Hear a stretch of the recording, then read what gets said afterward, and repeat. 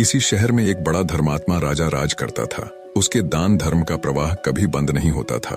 हर जगह राजा बढ़ चढ़कर दान दक्षिणा देता था। एक दिन उसके यहाँ एक साधु आया। उसने राजा से कहा, राजन, सुना है तुम बहुत दान धर्म करने वाले राजा हो।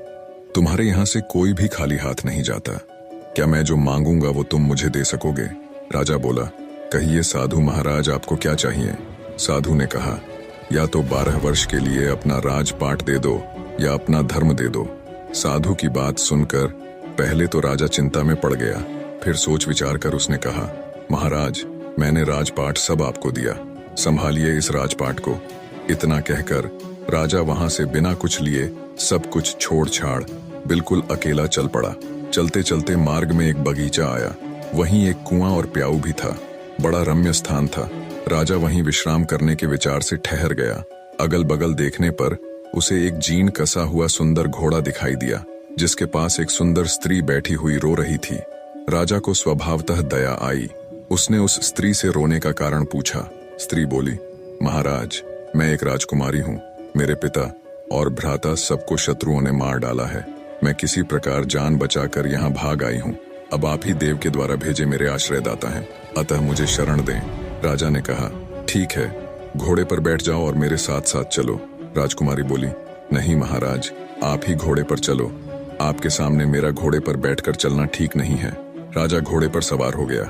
चलते चलते दोनों एक दूसरे राजा के नगर में पहुंचे। स्त्री ने कहा, आप शहर जाकर कोई बढ़िया मकान भाड़े पर ठीक करो, तब तक मैं यहीं बैठती हूँ।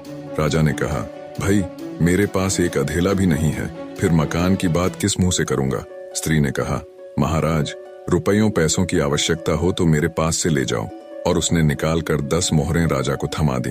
राजा भी मकान ठीक कर आया और राजकुमारी को लेकर उसी मकान में गया और उन्हें वहां छोड़कर बाहर से घोड़े और उस स्त्री के लिए भोजन सामग्री ले आया। राजकुमारी ने भोजन तैयार किया और राजा से भोजन करने को कहा। राजा ने कहा, अरे, आप भी तो भोजन करो। उसने कहा, नहीं महाराज, पहले आप भोजन कर लें, आपके बाद मैं खा लूंगी। राजा ने भोजन किया, स्त्री ने भी किया। दूसरे दिन उस स्त्री ने कहा, राजन, आपको अधिक कष्ट होता है काम करने में, क्यों ना एक नौकर रख लो? राजा बोला, भाई, मेरे पास तो एक अधेला भी नहीं है और तुम मुझसे राजाओं की सी बात कर रही हो। स्त्री ने कहा, राजन, आप असमंजस में ना पड़िए। मैं औरत जात न हुई होती तो स्वयं इन कामों को कर लाती, आपको कहने भी नहीं जाती। रुपये पैसों की आपको जब भी आवश्यकता पड़े, आप हमसे निस्संकोच मांग लिया कीजिए। राजा गया और एक नौकर ले आया। कुछ दिनों के बाद उस स्त्री ने कहा, राजन, मन बहलाने के लिए कभी कभी यहाँ के राजा की कचहरी में चले जाया करो और वहाँ की कुछ बातें सुन लिया करो। अब राजा रोज कचहरी जाने लगा। उस नगर का राजा यह समझकर कि यह मेरे मंत्रियों में से किसी का संबंधी होगा, उससे कुछ न पूछता। इधर मंत्री लोग उसकी आकृति राजा के समान देखकर राज संबंधी जानकर कुछ न बोलते। कुछ दिन यूं ही बीत गए। एक दिन राजा और मंत्री वर्ग ने आपस में आखिर उस राजा के संबंध में बातचीत की। वह किसी का कोई संबंधी तो था ही नहीं। उनको बड़ा कौतूहल हुआ। दूसरे दिन राजा ने उससे परिचय मांगा। उसने अपनी सारी बात बता दी। उसकी धर्मप्रियता देख राजा ने उसका बड़ा स्वागत किया और अपना मुकुट उसके सिर पर रख उसकी पगड़ी अपने सिर पर रख ली, अपने सिंहासन पर बैठाया और मित्रता की प्रतिज्ञा की। दूसरे दिन उसे फिर कचहरी में आने का निमंत्रण दिया। राजा ने सारी घटना उस स्त्री से कह सुनाई। उसने कहा, ठीक है, आप भी राजा को सारे परिकर, परिषद तथा नगर को भी न्योता दे आइए। वह पहले तो हिचकिचाया, पर उसके प्रभाव तथा आग्रह को देखकर राजा उस स्त्री की बात मान गया। और अगले दिन जब कचहरी गया तो राजा को सारे मंत्री परिषद सहित पूरे नगर को अगले दिन सुबह के भोज के लिए आमंत्रित किया। उस नगर का राजा हैरान होते हुए बोला, कहीं भांग वांग पी ली है क्या? भोज और वो भी पूरे नगर सहित, कहाँ से करोगे उसका इंतजाम? खैर, बोले, जाओ, ठीक है, मनमानी करो, मित्र ही तो हो। शाम को उस नगर के राजा ने एक सिपाही भेजकर पता लगवाया और कहा, जाकर देखो तो सुबह भोज के लिए क्या इंतजाम है। सिपाहियों ने देखा तो वहां कुछ नहीं था। आकर ज्यों का त्यों राजा को बता दिया। राजा ने कहा, भाई, उसने पक्का भांग वांग ही पी रखी होगी। इधर इसको भी चैन न था। उस स्त्री से कहने लगा, भाई, तूने मेरी अच्छी फजीहत कराई है, प्रातः राजा न जाने मुझे क्या कहेगा। स्त्री ने कहा, महाराज, चिंता न करें, यदि आपको धैर्य न हो तो उस बगीचे में देखाएं जहाँ से मुझे लिवा लाए थे। राजा ने घोड़े पर चढ़कर जो देखा तो वहाँ संपूर्ण देव वर्ग ही कार्य में तत्पर था।